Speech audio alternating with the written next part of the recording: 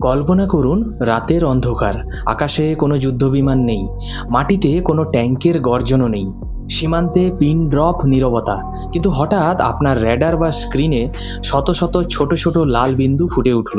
কোনো সংকেত নেই, কোনো ওয়ার্নিং নেই, চোখের পলক ফেলবার আগেই আকাশ থেকে ধেয়ে এলো মৃত্যু। বন্ধুরা, ভবিষ্যতের যুদ্ধ কোনো বর্ডারে কিন্তু লড়া হবে না। ভবিষ্যতের যুদ্ধ লড়া হবে অ্যালগরিদম আর আর্টিফিশিয়াল ইন্টেলিজেন্সের সাহায্যে। আর আজ এই মুহূর্তে ভারত এমন একটা গেম চেঞ্জিং পদক্ষেপ নিতে চলেছে যা আমাদের শত্রুদের রাতের ঘুম কিন্তু কেড়ে নিয়েছে। আপনারা কি জানেন ভারত সরকার চুপচাপ নীরবে $2 বিলিয়ন, হ্যাঁ ঠিক শুনছেন, প্রায় 16,500 কোটি টাকার এমন একটা ডিল ফাইনাল করাতে যাচ্ছে যা দক্ষিণ এশিয়ার পাওয়ার ডাইনামিক্স কিন্তু বদলে দেবে। মাত্র 18 থেকে 24 মাস, হ্যাঁ মাত্র 1.5 থেকে 2 বছরের একটা ডেডলাইন। এর মধ্যে লাখ লাখ ট্যাকটিক্যাল ড্রোন হাতে পেতে চলেছে ভারতীয় সেনা।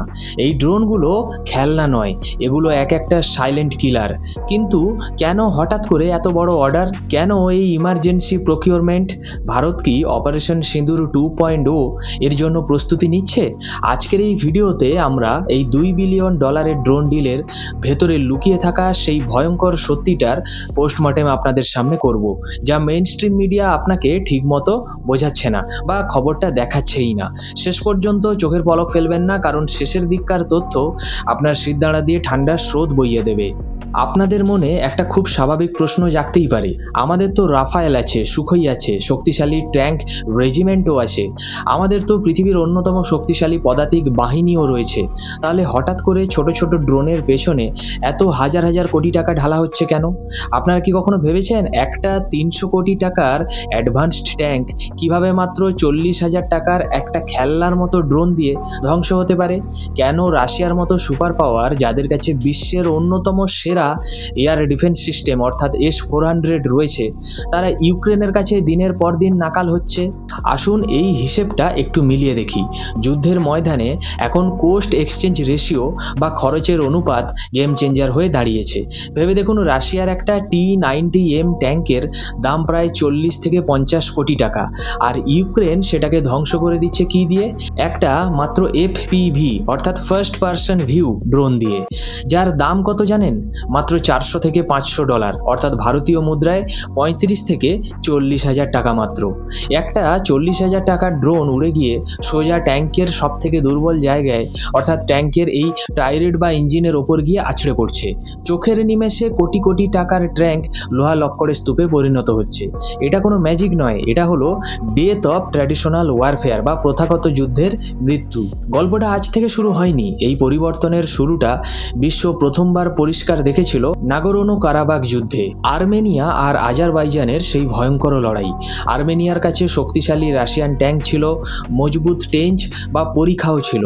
তারা ভেবেছিল এই দুর্ভেদ্য প্রাচীর আজারবাইজান ভাঙতে পারবে না, কিন্তু আজারবাইজান ব্যবহার করলো তুর্কির তৈরি বেরাক্তার TB2 এবং ইসরায়েলি কামিকাজে ড্রোন। কি হলো তারপর?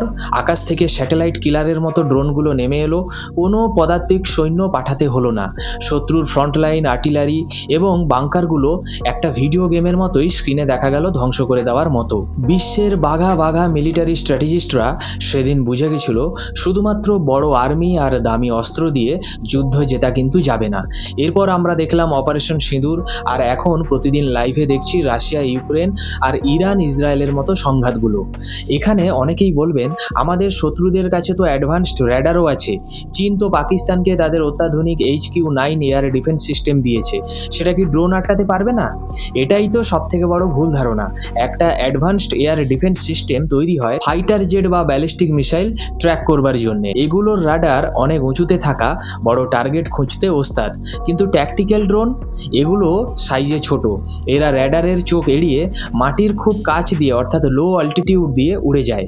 এদের র্যাডার ক্রস সেকশন অর্থাৎ RCS পাখির থেকেও ছোট। যখন র্যাডার বুঝতে পারে যে কিছু একটা ধেয়ে আসছে, ততক্ষণে অনেক দেরি দেরি হয়ে গেছে, কারণ চীন বা পাকিস্তান এই HQ-9 এয়ার ডিফেন্স সিস্টেমের একটা ইন্টারসেপ্টর মিসাইলের দাম কয়েক কোটি টাকা। তারা কি আমাদের কয়েক লাখ টাকার একটা লয়টারিং মিউটেশন ধ্বংস করতে কোটি কোটি টাকার মিসাইল ফায়ার করবে? যদি করেও, তবে সেটা হবে তাদের ইকোনমিক সুইসাইড। আমরা যদি একসাথে 100টা সস্তা ড্রোন পাঠিয়ে দিই একসাথে, তাদের রাডার ওভারলোড হয়ে যাবে, সিস্টেম কনফিউজড হয়ে যাবে যে কোনটা আসল টার্গেট আর কোনটা ডেকয় অর্থাৎ নকল। আর সেই সুযোগে আমাদের মেইন স্ট্রাইক ড্রোন দিয়ে সোজা তাদের রাডারটা আমরা উড়িয়ে দেব। শেষ, পুরো system blind. Traditional air superior কনসেপ্টটাই আজ ধ্বংস হয়ে গেছে। এখন আকাশে রাজত্ব করবে সে যার হাতে সবথেকে বেশি এবং সবথেকে স্মার্ট ড্রোন আছে। আজ ভারত ঠিক সেই জায়গাতেই গেম চেঞ্জ করতে চলেছে। কিন্তু আসল গেম চেঞ্জার শুধু কিন্তু ড্রোন নয়, ড্রোনের সাথে যখন এই AI অর্থাৎ আর্টিফিশিয়াল ইন্টেলিজেন্স যুক্ত হয়, তখন তৈরি হয় এক দানবীয় মেশিন। আমেরিকার প্যালেন্টিয়ার কোম্পানির প্রিজমা AI এর কথা শুনেছেন কি? এরা পুরো কিল চেইনকে কম্প্রেস করে দিয়েছে। আগে কি হতো, একটা সেন্সর বা স্যাটেলাইট শত্রু দেখতো, এরপর কমান্ড সেন্টারে খবর যেত, সেখান থেকে মানুষ বসে ডিসিশন নিত, তারপর ফায়ার করা হতো।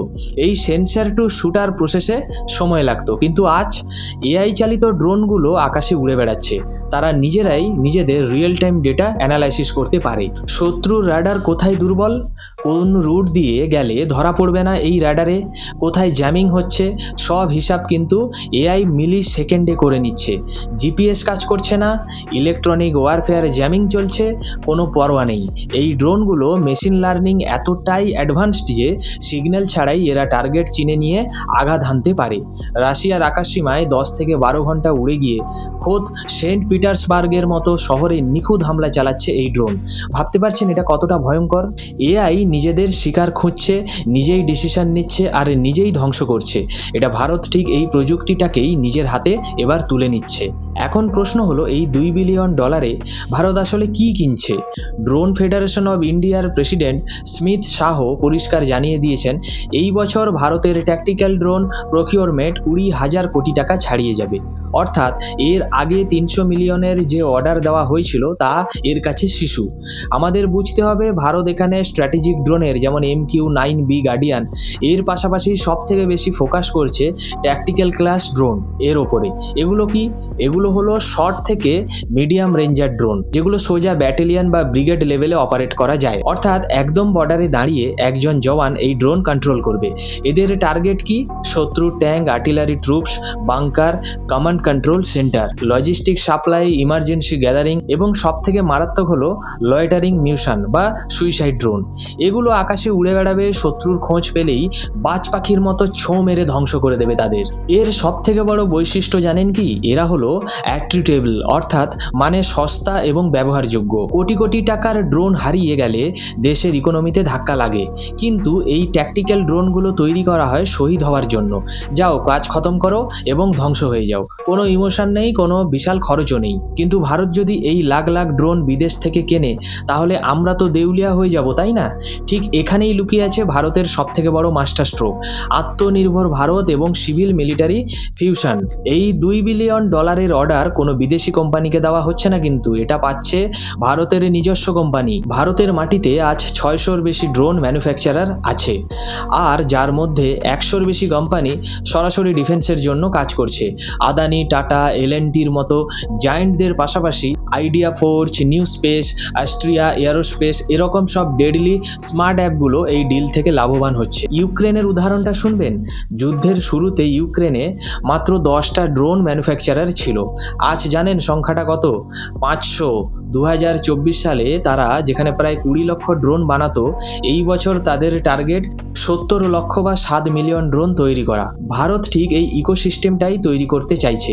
একবার ভাবুন, যদি ভারতের প্রাইভেট কোম্পানিগুলোর হাতেই বিশাল পরিমাণ ফান্ডিং আসে, তাহলে তারা শুধু নিজেদের সেনার জন্য ড্রোন বানাবে না, আগামী দিনে পুরো বিশ্বকে ড্রোন এক্সপোর্ট করবে। এটা শুধু একটা মিলিটারি মুভ নয়, এটা একটা ভয়ঙ্কর ইকোনমিক মাস্টার মাইন্ড গেমও। কেউ কেউ বলতে পারেন, আরে ভাই, ড্রোনের পার্টস তো সব চীন থেকে আসে।